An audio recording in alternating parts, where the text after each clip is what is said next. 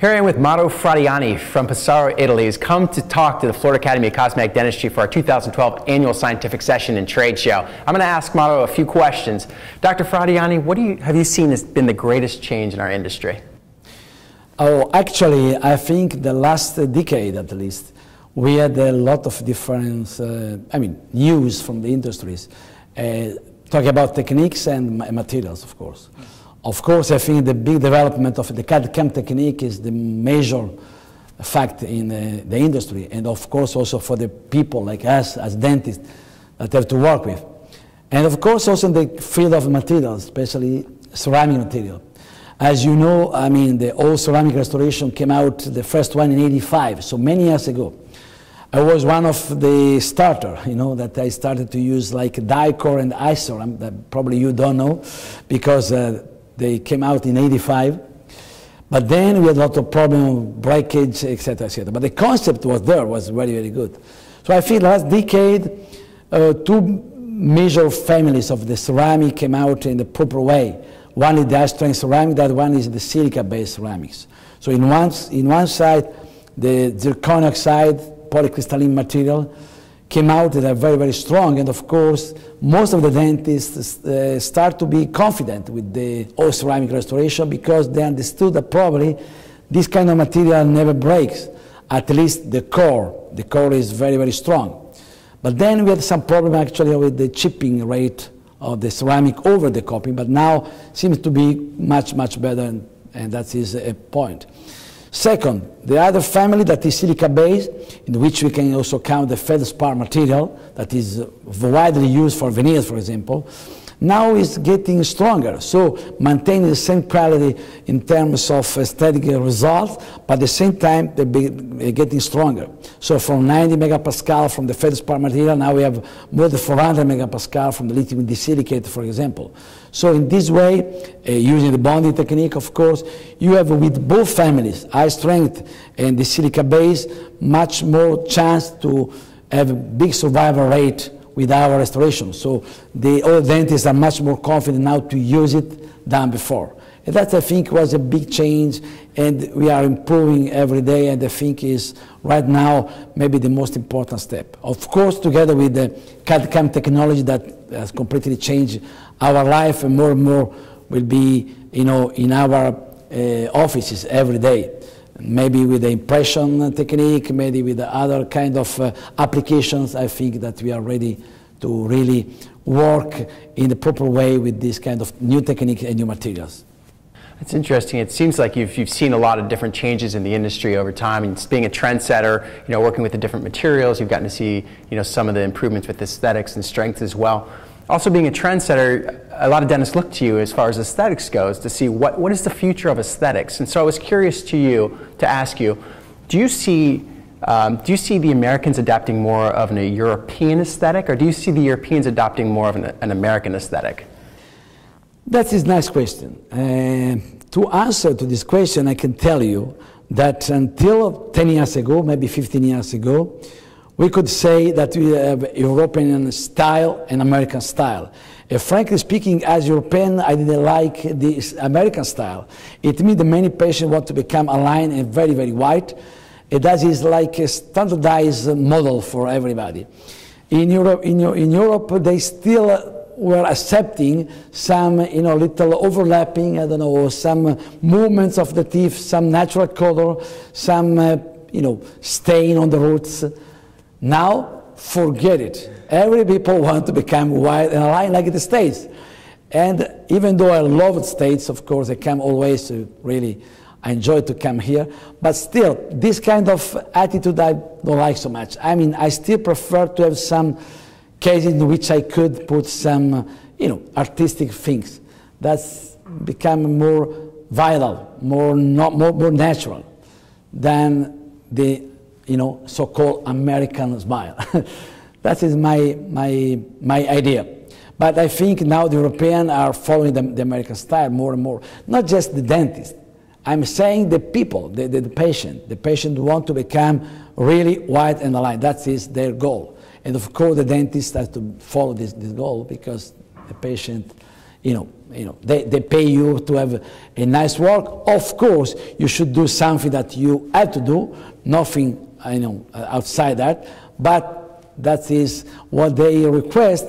Their expectation is to achieve this beautiful smile, and that is what most of the time we are forced to do it in our patients.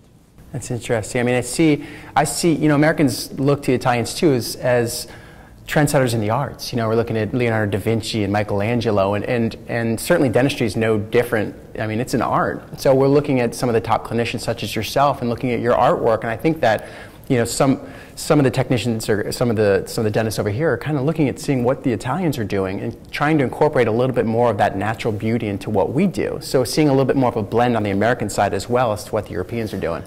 I'm still thinking that we have still some room available to really mediate this situation. It means that we are more and more aligned and white, but not completely 100%.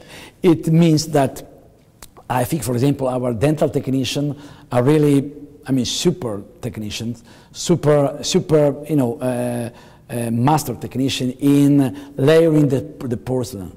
And that's, they create some effects inside, translucency, opalescency, fluorescency. That is really something that can be considered artistic one. So I still think that these technicians, for example, can really teach something to the people that really don't have this kind of attitude.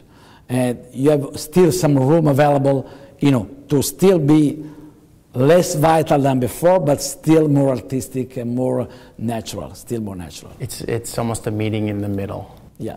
I think that is still some place available for that. I wanted to ask you too about your ACE Institute, and for the Americans who are listening, that's ACE or ACE Institute. So I'm going to pronounce that ACE Institute. Yes. Yeah, tell me about the ACE Institute in Pesaro, Italy.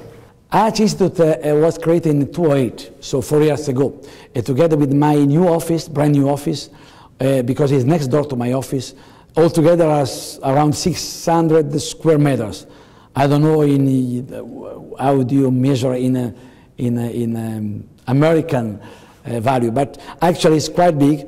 The office is not huge, just 5 chairs, but a lot of space for many other offices that are created for my staff. And then next door to the office I have this institute that can accommodate up to 28 participants, and I have also 14 places for hands-on on the second floor, and I have tutors that following me on these projects. And the project is already there for a long time. It means that 4 years ago I started to open ACE, but before I already organized courses for Italian and foreign people.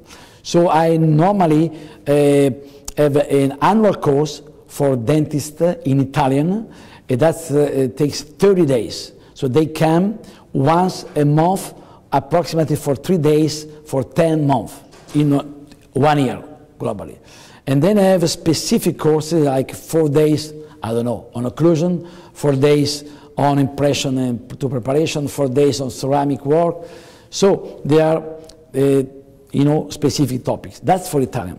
Then for foreign people, I just started with 4 days course, but then many of them, I can say most of them, they asked me to have a longer course, like a mini annual course. So that's the reason why from this year I started to organize 3 series of course, 3 modules, 4 days each. Altogether are 12 days. And these 12 days I try to comprehend inside all the, major important steps on process, especially on the systematic approach I normally use, especially on full mouth rehabilitation, or at least in big cases. And at this point, we organize this during summertime, because as you know, I live in a small city. It's not in the south of Italy. They'd be offended in Italy to know that it's in the south. Not considered south, it's middle north of Italy, on Adriatic Sea. It's a nice place during the summertime. We have very nice restaurant place, to go on the evenings. But, they come to me like the first week of June, in the middle of July, and at the beginning of September. That's that 3 modules, and that is something that allows the people coming from all around the world that can take with them the families, maybe to have some vacation. Up to now, I have the third meeting of this annual course in next weekend, so for 4 days. And actually, I have 25 people, or 27 people coming from 18 different countries. That's interesting. One from the States even, one from Saudi Arabia, from Singapore, from Australia, from Romania, from Spain, from everywhere. So that's very interesting. I have already a lot of requests for next year. And more than that, I have groups that are organized all together, like Japanese, like Russian groups. They ask me to come. There are already 20 people, so they are not free subscription, but it's just a group of people that come into me. And every year I have one group from Russia, one from Japan, one from Singapore, different situations like that. Yeah, we've discussed actually making the trip there in May for the first of the 3-part continuum, which we'd enjoy mixing a trip of business and pleasure, for sure. Well, I want to thank you for your time today. I really enjoyed our interview. Thank you for, calling me to come to you. That was a big honor to come to your academy, and congratulations for the vitality I could see today on the academy. All the members are very, very happy, and I think they are very close to each other. That is, I think, the main goal of every academy. Thank you very much. I appreciate that. It's a great compliment. Thank you.